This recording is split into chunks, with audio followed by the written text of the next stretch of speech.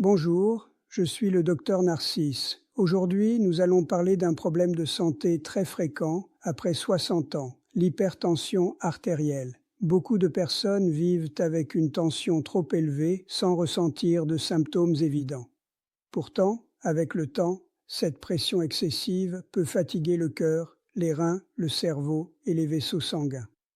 Très souvent, la première approche consiste à utiliser un traitement médicamenteux et dans de nombreux cas, ces traitements sont indispensables et efficaces. Je tiens à le préciser dès le départ. Cette vidéo ne vise pas à remplacer vos médicaments ni à vous inciter à les arrêter. Elle a un objectif différent et complémentaire. Vous montrer qu'il existe des techniques simples et naturelles, validées par la recherche, qui peuvent contribuer à faire baisser la tension artérielle de manière mesurable, parfois significative, sans recourir à des médicaments supplémentaires. Quand je parle de méthodes scientifiquement prouvées, je ne parle pas de recettes miracles ni de solutions rapides. Je parle d'approches sérieuses, étudiées par la science, utilisées depuis des années et souvent sous-estimées parce qu'elles semblent trop simples. Avec l'âge, le corps change, mais il conserve une capacité remarquable d'adaptation. La pression artérielle n'est pas uniquement influencée par les médicaments. Elle dépend aussi de plusieurs facteurs intimement liés au fonctionnement du corps, le système nerveux, la respiration, le mouvement, le sommeil et certaines habitudes quotidiennes. Dans cette vidéo, je vais vous présenter 4 techniques précises, validées par la science, qui peuvent aider à faire baisser la tension naturellement. Elles ne remplacent pas un suivi médical, mais elles peuvent compléter vos traitements, améliorer l'équilibre de votre tension et, dans certains cas, réduire le besoin d'intensifier un traitement médicamenteux. Ces méthodes sont particulièrement adaptées après 60 ans, car elles respectent le corps, n'agressent pas les organes et favorisent souvent une meilleure qualité de vie au quotidien. Nous verrons pourquoi elles fonctionnent, comment les appliquer concrètement, et dans quelles situations elles sont les plus efficaces. Je vous expliquerai également quand elles ne suffisent pas, et pourquoi il est essentiel de rester suivi médicalement. L'objectif est clair, reprendre une part active dans la gestion de sa tension, comprendre ce qui influence réellement la pression artérielle et utiliser des leviers naturels sûrs et validés pour protéger votre santé sur le long terme. Pourquoi la tension artérielle augmente avec l'âge? Pour comprendre comment faire baisser la tension naturellement, il faut d'abord comprendre pourquoi elle tend à augmenter avec l'âge. L'hypertension n'apparaît pas par hasard et elle n'est pas uniquement liée à une mauvaise hygiène de vie.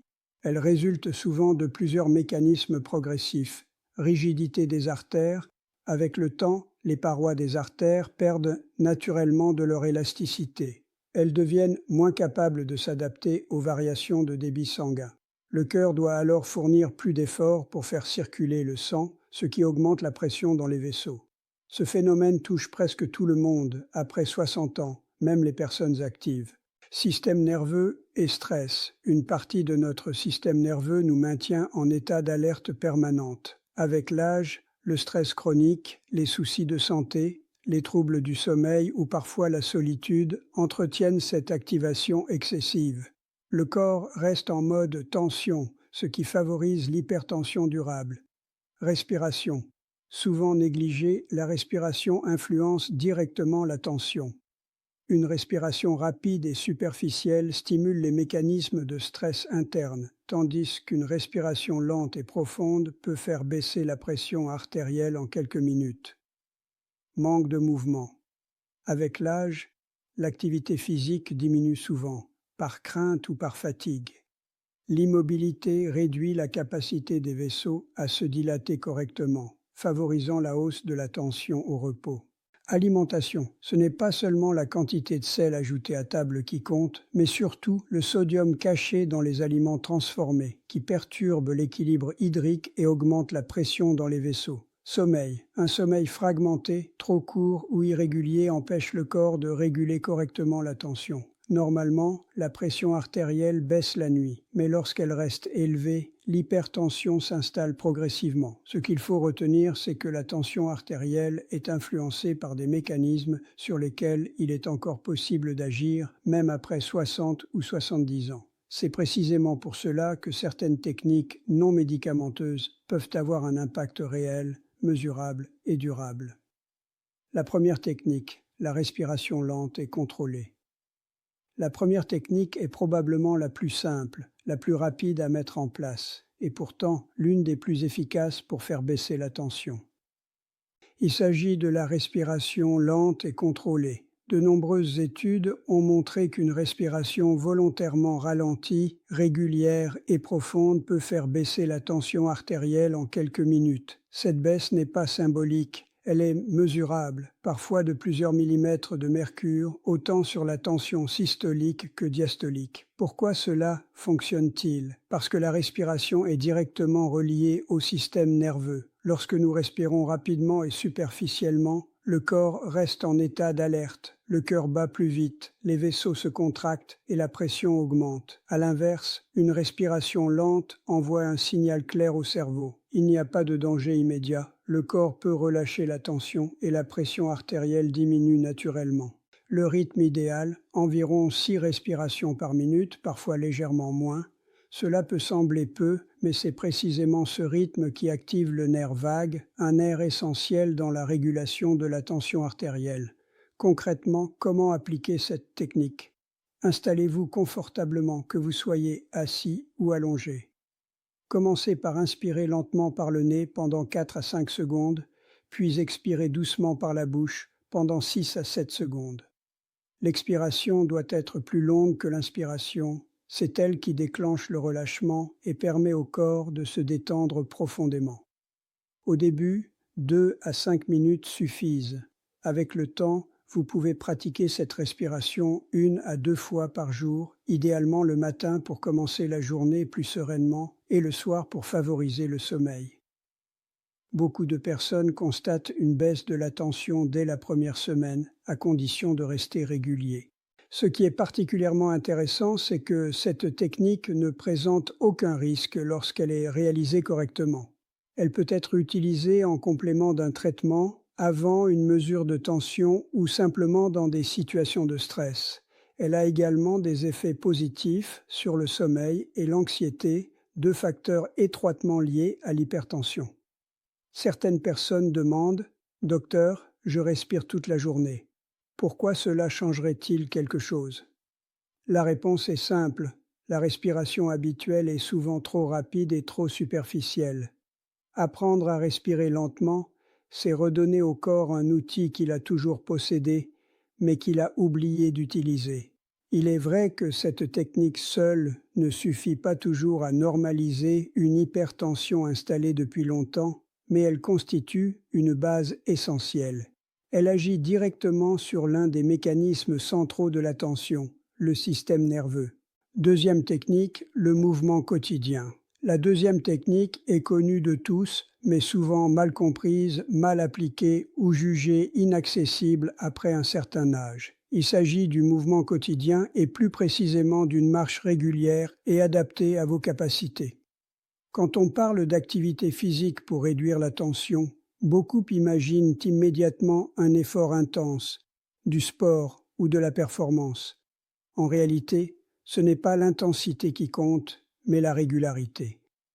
De nombreuses études montrent que la marche modérée, pratiquée de façon constante, peut réduire significativement la tension artérielle. Pour les personnes de plus de 60 ans, marcher 30 minutes par jour à un rythme confortable permet d'améliorer la souplesse des artères, de réduire la résistance vasculaire et d'aider le cœur à travailler plus efficacement. Pourquoi cela fonctionne-t-il ? Parce que le mouvement stimule la production de substances naturelles favorisant la dilatation des vaisseaux, améliore la sensibilité à l'insuline, réduit l'inflammation chronique et aide à réguler le système nerveux. Tous ces effets combinés contribuent à faire baisser la pression artérielle de manière progressive et durable. Il est important de souligner que cette marche doit être adaptée à chacun. Il ne s'agit pas de se forcer ni de chercher la performance, mais de trouver un rythme où l'on peut parler sans être essoufflé. Si 30 minutes semblent trop longues au départ, commencez par 10 minutes, 2 ou 3 fois par jour. La régularité est toujours plus importante que la durée. Pour ceux qui souffrent de douleurs articulaires ou de problèmes d'équilibre, il existe des alternatives tout aussi efficaces. Marche avec appui, vélo d'appartement à faible résistance ou mouvement doux réalisé à domicile. L'essentiel est de rompre avec la sédentarité prolongée. Le mouvement a aussi des effets indirects sur le stress et le sommeil. Une activité régulière améliore la qualité du sommeil, réduit l'anxiété et favorise une meilleure récupération nocturne. Or, comme nous l'avons vu, le sommeil et le stress influencent directement la tension artérielle. Cette deuxième technique ne produit pas d'effet immédiat comme la respiration, mais elle agit sur le moyen et le long terme, avec des résultats solides, durables et bénéfiques pour l'ensemble de la santé cardiovasculaire. Troisième technique, l'alimentation. La troisième technique concerne l'alimentation, mais pas de manière restrictive ou culpabilisante comme on l'entend souvent. Beaucoup pensent immédiatement qu'il faut supprimer le sel. En réalité, la situation est plus nuancée, surtout après 60 ou 70 ans. Le véritable problème n'est pas le sel que l'on ajoute à la table, mais le sodium caché dans les aliments transformés. Plats préparés, charcuteries, fromages industriels, pains très raffinés, sauces toutes prêtes et produits dits pratiques. Ces sources de sodium sont consommées souvent sans que l'on s'en rende compte et leur excès entraîne une rétention d'eau, augmentant le volume sanguin et la pression sur les parois des vaisseaux.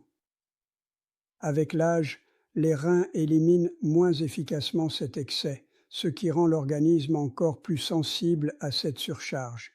Les études montrent qu'en réduisant le sodium caché sans supprimer totalement le sel, on obtient déjà une baisse significative de la tension artérielle. Cette approche est mieux tolérée et plus durable qu'un régime strict, difficile à suivre sur le long terme. Concrètement, cela signifie privilégier des aliments simples et peu transformés, légumes frais ou surgelés, nature fruits variés, légumineuses, poissons et viandes non transformées, œufs, céréales complètes. Ces aliments contiennent naturellement peu de sodium et apportent des nutriments protecteurs pour le système cardiovasculaire, tout en contribuant à une alimentation agréable et équilibrée. Il est essentiel de prêter attention à ce que nous consommons au quotidien. Lire les étiquettes des produits alimentaires peut sembler anodin, mais beaucoup de personnes découvrent avec surprise la quantité de sodium contenue dans certains aliments courants. Un excès de sodium favorise la rétention d'eau et peut peser sur le cœur et les vaisseaux. La bonne nouvelle, c'est qu'il n'est pas nécessaire de tout changer du jour au lendemain. Des ajustements progressifs et constants suffisent souvent pour obtenir un bénéfice réel et mesurable. Un autre aspect important à considérer est l'équilibre entre le sodium et le potassium. Le potassium que l'on trouve en abondance dans les fruits et légumes aide à contrebalancer les effets du sodium sur la tension artérielle. Augmenter la part de ces aliments dans l'alimentation est donc une stratégie simple, accessible et efficace. Cette approche alimentaire n'est pas punitive. Elle ne consiste pas à se priver, mais à alléger la charge imposée aux vaisseaux et aux reins. Et au-delà de ses effets sur la tension, elle améliore souvent la digestion, l'énergie et le bien-être général.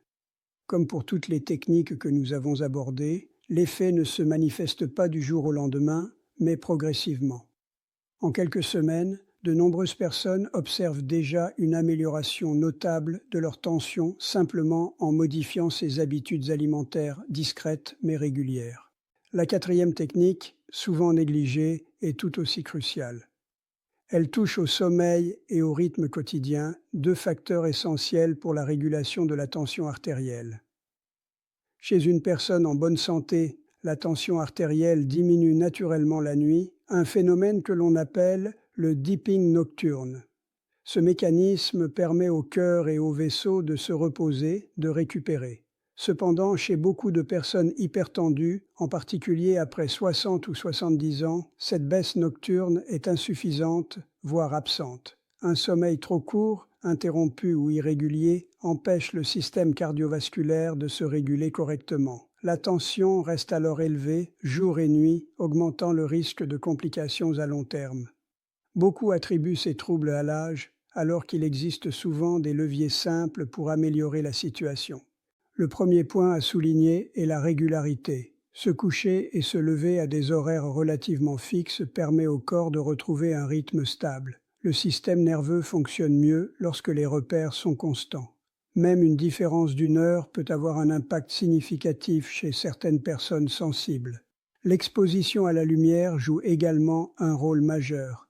S'exposer à la lumière naturelle dès le matin, ne serait-ce que quelques minutes, aide à synchroniser l'horloge interne et à préparer le corps à une journée harmonieuse. À l'inverse, une exposition excessive aux écrans le soir peut retarder l'endormissement et maintenir le corps en état d'alerte. Les repas tardifs et trop copieux peuvent aussi perturber la qualité du sommeil et maintenir la tension élevée durant la nuit. Un dîner plus léger, pris suffisamment tôt, favorise une récupération nocturne optimale.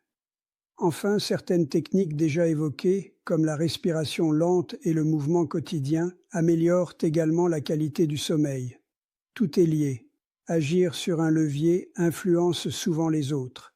Cette quatrième technique n'apporte pas de résultats spectaculaires en un jour ou deux.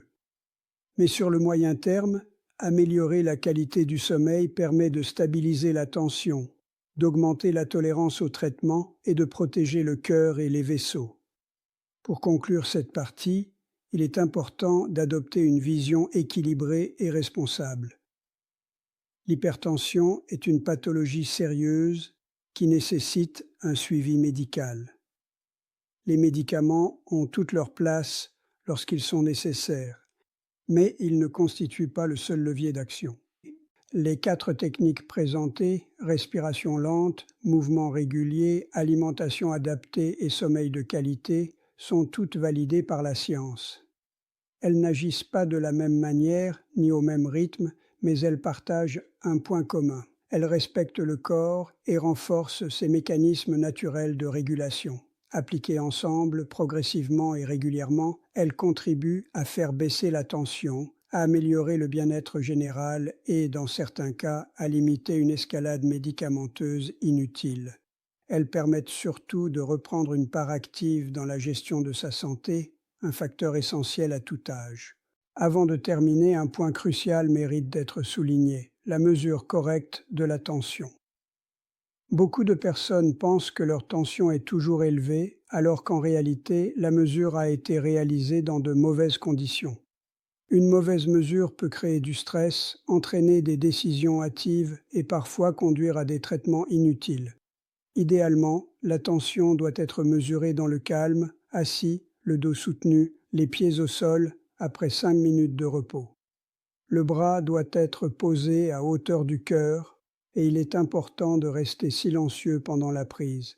Il est conseillé de faire 2 mesures à 1 minute d'intervalle et de noter la moyenne. Répéter cette routine plusieurs jours de suite à la même heure offre une vision beaucoup plus fiable qu'une mesure unique. Il faut également comprendre que la tension varie naturellement au cours de la journée. Elle augmente avec le stress, la douleur, le manque de sommeil, le café et parfois simplement parce que l'on se sent observé.